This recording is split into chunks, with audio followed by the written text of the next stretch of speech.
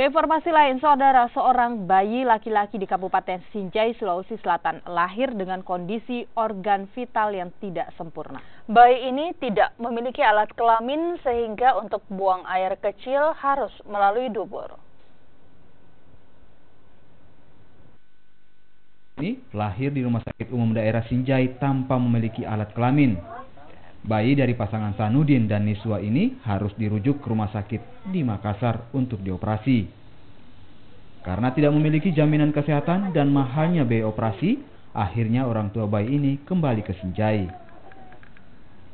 Kini, bayi laki-laki tanpa alat kelamin ini diasuh di rumahnya di Dusun Karobi, Desa Kanrung, Kabupaten Sinjai, Sulawesi Selatan. Meski tampak sehat, namun saat akan buang air kecil, bayi ini harus mengeluarkan melalui dubur.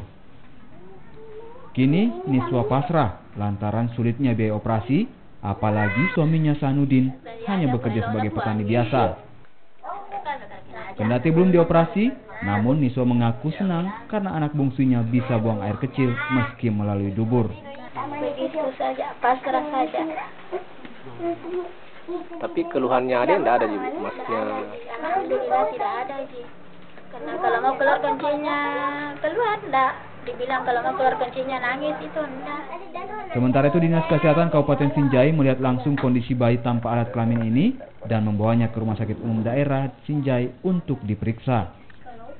Menurut rencana, Dinas Kesehatan Kabupaten Sinjai akan merujuk bayi tanpa alat kelamin ini ke rumah sakit di Makassar untuk menjalani operasi.